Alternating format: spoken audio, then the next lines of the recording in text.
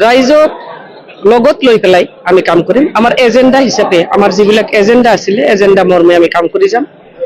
আৰু বিশেষকৈ মই ২০ নং মথনগুৰি সমষ্টিবাসী ৰাইজলৈ অভিনন্দন জ্ঞাপন কৰিছোঁ।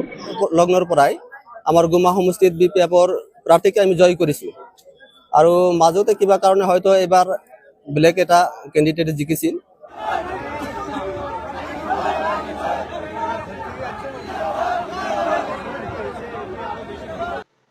खुलुमबाय रायजोफोर गिबिसिनथाराव फिथांखि ब्लग इउट्युब चेनेलनिफ्राय रायजो राजा बयनिसिमबो फुंबिलिनि गोजोननाय बावहरनाय जाबाय। जायफ्रा सानफ्रोमबो खौरां खोनासंनो मोजां मोनो नोंथांमोननि थाखाय आङो माखासे खौरांफोरखौहाय लानानै फैबावबाय। रायजोफोर जों गिबिसिनथारावनो हाग्रामा महिलारि बिथांनि सायाव सावरायगोन, नैथियावहाय दिपेन बर' बिथांनि सायाव सावरायगोन, थामथियावहाय रबिराम नार्जारि बिथांनि सायाव सावरायगोन, ब्रैथियावहाय जोङो नैबे जे दारि गोलावफोरनिफ्राय बेगम आक्तारा आहमेद बिथांनि सायाव जोङो माखासे बाथ्राफोरखौहाय सावरायलांगोन रायजोफोर। रायजो राजा नोंथांमोन बे समाव जोङो गिबिसिनथारावनो BPF-नि चिफ हाग्रामा महिलारि बिथांनि सायाव जोङो सावरायलायनोसै। मैयानि समावहाय जों बयबो मिथिगौ BPF-नि चिफ हाग्रामा महिलारि बिथाङा गावनि सा 29 सा MCLA-फोरनि गेजेरावहाय 12 सा EM सायख'नानै लाबाय। नोंथांमोना ओरैहाय नायनानै लाब्लानो जाबाय मा मा बिबान होखो बेयावहाय नोंसोरो फरायब्लानो मिथिनो मोनगोन। दा बिथाङा गावनि EM-फोरखौ सायख'बाय, मैयाहाय सायख'नानै लानाय जाबाय। नाथाय मोनसे दुखुनांथाव खौराङा जाहैबाय चिरांनि सिमायावहाय सासेबो EM गैया। दा खोनानो मोनदों इयुननि समावहाय होगोन होननानै, नाथाय बियो गोजाननि बाथ्रा। होनाय होयै बेयावहाय जेबो बाथ्रायानो फैया। आंनि नुनाय मथेब्ला चिरांनि सिमानि रायजो राजाफ्रा बे समावहाय बयकट खालामजाबाय BPF-नि चिफजों। जेब्ला इलेक्शन पार्टी दंमोन बै समावहाय आं बुंखादोंमोन दे BPF-नि चिफ हाग्रामा महिलारि बिथाङा क'क्राझार टाउनाव थानानै जों बायदिनि हाग्रा जायगाखौहाय नायफैनायबो नङा आरो बिथाङा गोसोखांनायबो नङा होननानैहाय आङो बुंखादोंमोन। आरो बे चिरांनि सिमा ओनसोलावहाय जेसेबांनाखि चेयारमेन मेम्बारफोर थागोन नै बैसोरबो सायख'लायनाय जागोन। मानोना नों BPF आं UPPF बेफोरबायदि बाथ्राया BPF पार्टीनि सायावहाय फैगोन बेखौहाय जोङो क्लियारलि नुहरखादों रायजोफोर। दिनै जोङो नुनो मोनदों दे मैयानि समाव बिसोरो EM खामानिखौहाय राननानै होबाय। हयथ' बिथांमोना गाबोनफोरनिफ्राय बे खामानिखौ मावसिगोन। नायनोसै मा मा खामानि मावो, माबायदि दैदेनलाङो। हाग्रा बिफाननि मन्थ्रिया सोर जाखो बेखौ नोंथांमोना नुखाबाय। आं बेयाव बुंनानै होबाय थानांगौ होननानै आं साना रायजोफोर। मानोना भिडिअ'आ गोलाव जायो, बेनिखायनो आङो एसेबां बुंबाय थानो दरखार गैया। बेयावहाय क्लियारलि लिरनानै होखानाय दंखायो। बेनिखायनो आङो नोंथांमोननोहाय मात्र बेखौल' बुंबाय जे नोंथांमोना नायनानै लादो सोर सोर मा मा बिबान मोनखो। नैथियाव जों सावरायनोसै बिथां दिपेन बर' बिथांनि सायावनो। दिनै जोंनि बर'नि गेजेरावहाय गोबां गिखांनाय फैदों। मानो गिखांनाय फैदों होननानै बुङोब्ला BPF-नि चिफ हाग्रामा महिलारि बिथाङा गुबुन गुबुन जाथिफोरनिफ्राय भट लानायनि खेथ्रआवहाय दिनैनि समावहाय जोङो बर' हारिया गिनो गोनां जानानै फैदों। दा बेबायदिनो दिपेन बर' बिथाङा आबसुनि आफादगिरिया दिनै जोङो नुनो मोनदों बिथाङा गावनि फेसबुक पेजआवहाय अफिसियेल फेसबुक पेजआवहाय माखासे पस्ट होदों। नोंथांमोना नायनानै ला, बेवहाय देबनागरि आखरजों लिरनाय जादों। क्लियारलि फरायनानै नाय। दा बेफोर खामानिखौहाय BPF-नि चिफ हाग्रामा महिलारिया मावगोन ना मावा? फैबाय थानाय समावहाय बेफोर खामानिखौहाय BPF-नि चिफआ बर' हारिखौहाय रैखाथि होगोन ना होआ? ना बिथाङा बैसोरखौनो लाबोनानैहाय बर' हारिनि गेजेरावहाय सोसननानै दोनफैबाय थागोन नामा? नैबेसो बाथ्राया जानानै फैदों रायजोफोर। फारसेथिं नोंथांमोना नाय, बेयावहाय 1,14,407 सा न'खरनोहाय हा फाता होनायनि बाथ्रा रायखांनाय दङ।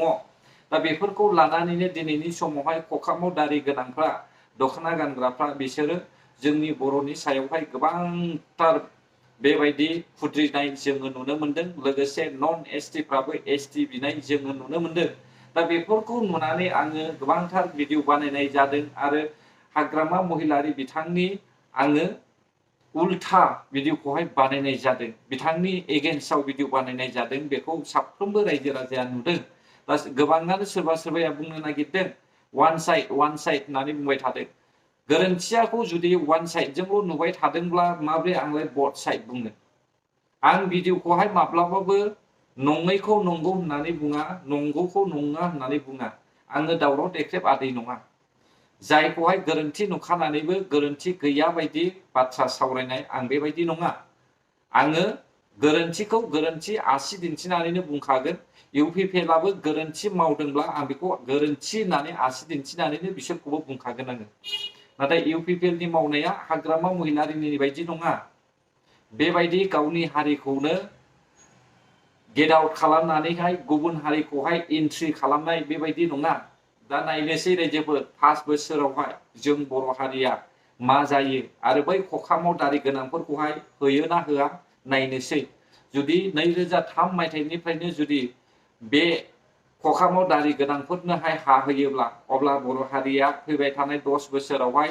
जोंनि बर'नि गेजेराव क'क्राझार चिरां बाक्सा यानिखि उदालगुरियाबो गासैयावबो जयपुर बायदि जायगा जानो थांगासिनो दङ आरो बै धुबरी बायदि जायगा जानो थांगासिनो दङ बेखौसो जों नुहुरदों बेनिखायनो जोंबो ससियेल मिडियायावहाय भिडिअ लाबोबाय थानाय जादों जाहाथे जोंनि हारिया रैखा मोननो बेखौसो जोङो नायदों आरो आङो फारसेथिं नुदों एनडिएफबिफोरनि बेलायावहाय माखासे मानसिफ्रा बुंदों सानजाहा धेमाजि साइडनि मानसिफ्रा बुंदों सोरबा सोरबाया एनडिएफबिफोरखौ बे समावहाय एनडिएफबिनि जेंनाया जोबसिगोन होननानै जोबोब्लाथ' मोजांनि बाथ्रा नाथाय जोबोना जोबा नायनोसै बे समावहाय एनडिएफबिनि खामानिखौहाय हाग्रामा महिलारि सारा मावो ना मावा बेखौ जोंबो नेनानै थागोन जोंबो खाना नङा जोंबो थैयाखै जोंबो गोथाङैनो दं बेनिखायनो नेनानै थागोन माबायदि मावमारो हाग्रामा महिलारि बिथाङा मानोना 17 बोसोर जों नुबोबाय 17 बोसोराव मा मावदों मा मावाखै बेखौ नुबोबाय दा 17 बोसोरलाय खामानि मावनानै जुदि बर' हारिया दासिमबो बेबायदि अबस्था दङब्ला अब्ला बिनिफ्राय गाज्रिसिन माथो नांबावगौ जोंलाय बेखौनो ना जों बुंनांगोन दा दानिया फैदो थामथियावहाय रबिराम नार्जारि बिथाङा बिबान मोनखांनायनि उनाव मा बुंदों एसे खोनासंनानै लाब्लानो जाबाय प्रथमते আজি বিটিচিৰ আমাৰ এক্সিকিউটিভ কাউন্সিলৰ এজন ইএম হিচাপে শপত গ্ৰহণ লোৱাৰ এই মানে পবিত্ৰ সন্ধিখনত প্ৰথমতে মই হাগ্ৰামা মহিলাই ডাঙৰীয়া দেৱ আমাৰ বিটিচিৰ চিফ তেখেতলৈ মই গভীৰভাৱে আন্তৰিকভাৱে ধন্যবাদ জ্ঞাপন কৰিছোঁ কৃতজ্ঞতা স্বীকাৰ কৰিছোঁ তেখেতে মোৰ ওপৰত আস্থা বিশ্বাস ৰাখি পেলাই আজি তেখেতৰ যিটো এক্সিকিউটিভ কাউন্সিলৰ যিটো আমাৰ টিম আছে সেই টিমত মোক এজন সদস্য হিচাপে তেখেতে যেটো অন্তৰ্ভুক্ত কৰিছে আৰু তেখেতক ইয়াৰ কাৰণে মই অন্তৰৰ পৰা ধন্যবাদ জ্ঞাপন কৰিছোঁ তেখেতৰ প্ৰতি কৃতজ্ঞতা স্বীকাৰ কৰিছোঁ লগতে আজি আমাৰ কচুগাঁও সমষ্টিবাসী ৰাইজে 10 বছৰৰ মূৰত কচুগাঁও সমষ্টিৰ পৰা মোক জনপ্ৰতিনিধি হিচাপে এমচিএলএ হিচাপে যে বাছনি কৰি পঠিয়ালে আৰু তেওঁলোকৰ এই মোৰ প্ৰতি আস্থা বিশ্বাস ৰাখি পেলাই মোক জিকাই দিয়াৰ কাৰণেহে আজি মই বিটিচিত এমচিএলএ হিচাপে এজন ইয়াত আহি কাম কৰাৰ সুবিধাটো পাই बिथां रबिराम नार्जारिया गोजोननाय फोरमायदों जों बेखौ बयबो मिथिगौ जेरैबायदि हास्थायदों हयथ' बेबायदिनो मोनबाय बे समावहाय गोसोआ खुसि जासिगोन आरो रंजानायबो मोनदों दा बेखौनो बुंनो सानबाय नोंथाङा जेरैबायदि हास्थायदोंमोन बेखौ मोनबाय दा मोजाङैनो खामानिखौ मावलांब्लानो जाबाय हारिजोंहाय अनसायजानाय हारिनि नांगौखिनि खामानिफोरखौहाय नोंथांमोना बिबान लानानै मावलांब्लानो जाबाय अब्लानो नोंसोरखौबो मोजां मोनगोन आरो फारसेथिं जोङो नुनो मोनबाय जेम्स बसुमतारी बिथाङाथ' गैला बिथाङा बयकट खालामजाबाय चिरांनि सिमायावहाय जों बयबो नुदों चिरांनि सिमायावबो गैया आरो जेम्सनोबो जेबो बिबान गैया बेखौ जोङो नुबाय बे समाव चिरांनि रायजो राजाफ्रा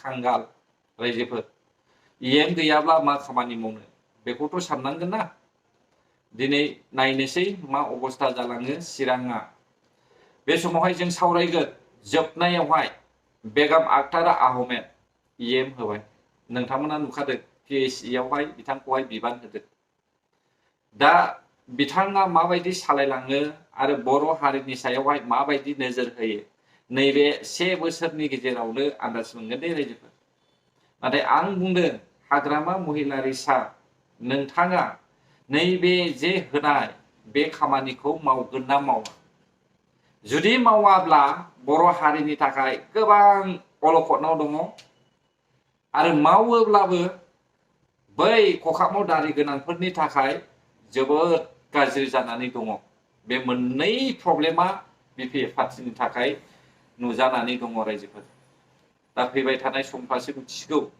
माबायदि मावो जोंथ' खोनादों जुदि सोरबा इएमआ मोजां खामानि मावाब्ला इमिडियेटलि एरख'नायनिबो बाथ्रा बुंदों दै बिपिएफनि सिफआ बेखौ जों बयबो नुखादों हयथ' नोंथांमोनाबो खोनाखाबाय आरो फारसेथिं नोंथांमोना नैबे सावगारिखौ नायनानै लाबावदो बेसेबां सैथो आंथ' मिथिया नाथाय प्रतिदिनावनो निउस पेपारावहाय बेखौहाय लिरनानै होदों बेथ' सैथो नङाबो बुंनो हाया बेथ' थारबानो जागोन निउस पेपारखौथ' इडिट खालामनानै दिन्थिया दा बुंनाय मथेब्ला बेयावहाय जोंनि बिटिसिनि मोनबा जिल्लाया दायो सोरजों सालायजागोन दिसपुरजों सालायजागोन अब्ला जोंनि माबानि बर' हारिनि पावारा खमायखो ना बारायखो नोंथांमोनाबो सिन्था खालामदो दा इउपिपिएल पार्टिखौहाय फेजेनखांनो हानायनि उनावहाय बिजेपि पार्टिनि आसाम गभर्नमेन्टनि चिफ मिनिस्टार डक्टर हेमन्त शर्माया